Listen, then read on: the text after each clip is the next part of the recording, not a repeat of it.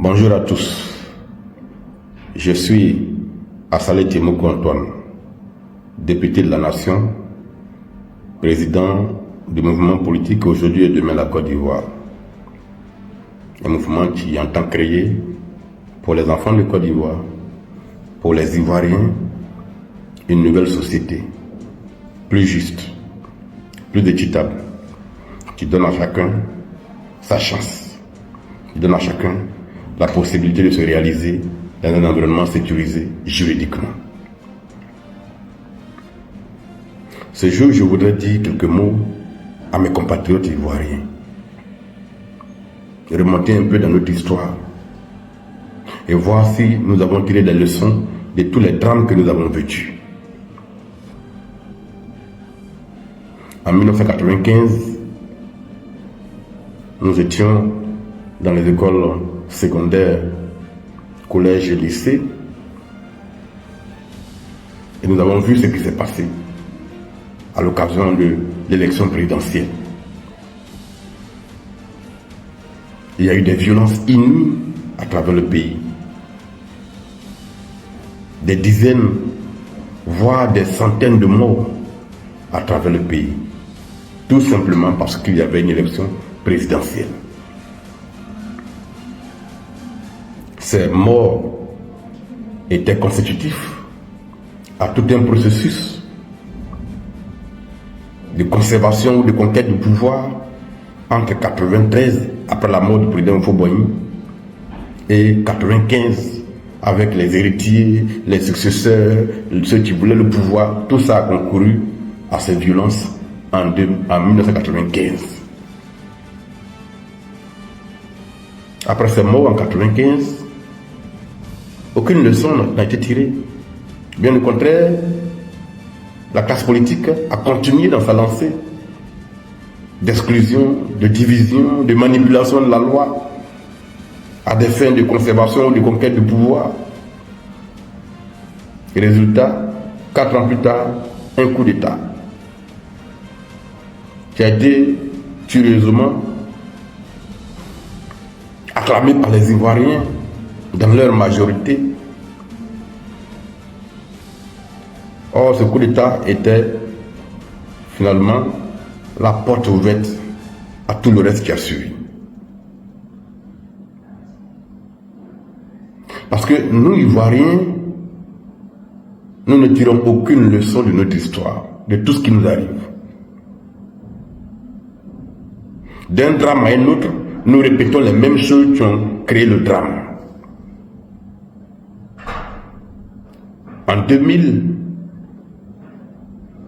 plusieurs centaines de morts encore, à la suite d'une élection présidentielle. Plusieurs centaines de morts. De 2000 à 2002, des tentatives de réconciliation ont été lancées, mais les fonds ou le fond des problèmes est demeuré. Tout ce qui a concouru aux déflagrations n'a pas été en profondeur traité, objectivement, honnêtement, avec la volonté de faire en sorte que rien ne se répète encore. Et résultat, 2002, tentative de coup d'État qui se transforme finalement en rébellion avec le pays divisé en deux. Des centaines, voire des milliers de morts à travers le pays. Tout ça pourquoi? Mais la politique, bien sûr, la politique, la conquête du pouvoir, sa conservation. Les Ivoiriens doivent mourir pour ça. De 2002 à 2010, nos dirigeants, nos classes politiques ont parcouru le pays, le monde, j'allais dire, ont parcouru le monde entier à la recherche de la paix en Côte d'Ivoire. Finalement, des décisions politiques majeures ont été prises pour que l'élection présidentielle de 2010 soit la plus inclusive possible avec la prise en compte de tous ceux qui, depuis les années 90, avaient été exclus. Les Ivoiriens ont été invités à aller voter, à choisir librement leurs dirigeants. Et enthousiastes, ils sont allés voter massivement. Plus de 80% de taux de participation, ce qui n'était jamais arrivé dans l'histoire politique de notre pays. Sauf que, quelques semaines plus tard, ils vivront une guerre encore plus meurtrière. Des milliers de morts, le pays ravagé. Officiellement 3000 morts. Pourquoi? Pour une élection présidentielle. Pour choisir simplement un dirigeant, un président.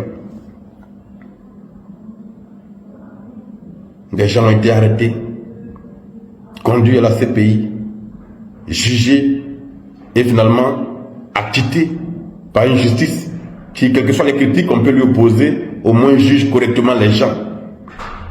Ils ont été acquittés, sont revenus dans le pays. Maintenant. Mais entre-temps, en 2020, il y a eu encore une élection présidentielle. Parce que entre 2010 et 2020, en profondeur, on n'a réglé aucun problème. Tout ce qui a provoqué les morts, on n'a tiré aucune leçon dessus.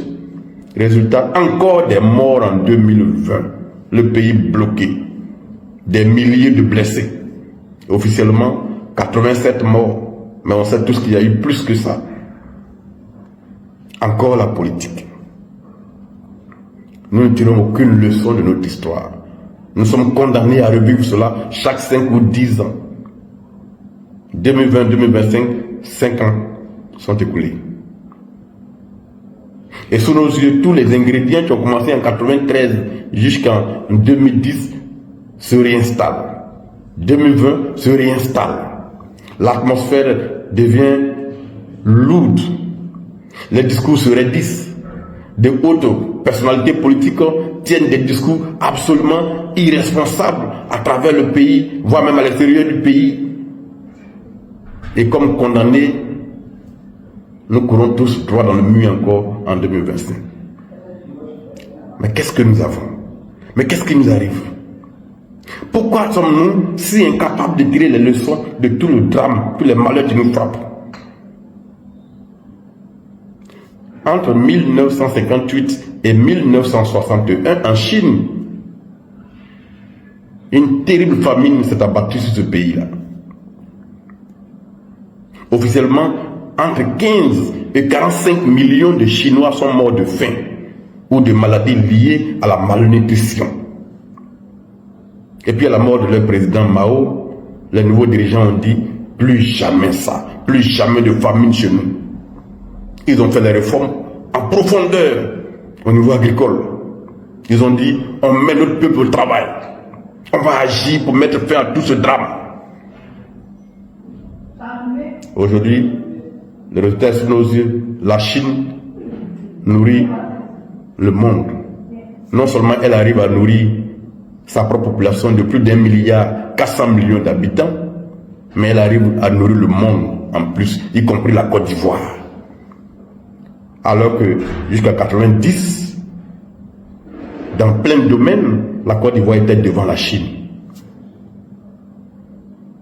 À peine 30 ans, 35, 40 ans plus tard, la Côte d'Ivoire ne peut se comparer à la Chine dans aucun domaine. Parce que là-bas, les dirigeants ont dit, plus jamais ça. On va transformer ce pays-là et aider notre peuple à vivre mieux. Non, nous, on ne tire aucune leçon. Nous sommes condamnés à revivre ça. Pourquoi notre classe politique ne prononce jamais ce mot-là? Plus jamais ça. Pourquoi nos dirigeants n'offrent pas ça aux Ivoiriens? Nous avons créé ADCI pour faire la politique autrement. Pour offrir de nouvelles perspectives aux Ivoiriens. Pour prolonger, pour projeter la Côte d'Ivoire dans le futur. Pendant qu'on se bat, rien ne se passe. Et les Ivoiriens s'appauvrissent. Mettons fin à ce cycle-là. C'est ce que propose ADCI. C'est vrai que ça fait rigoler certains, mais qu'ils prennent garde, ceux qui méprisent les jours des fêtes de commencement, parce qu'ils seront étonnés par la puissance du changement qui arrive. Je vous remercie et à très bientôt.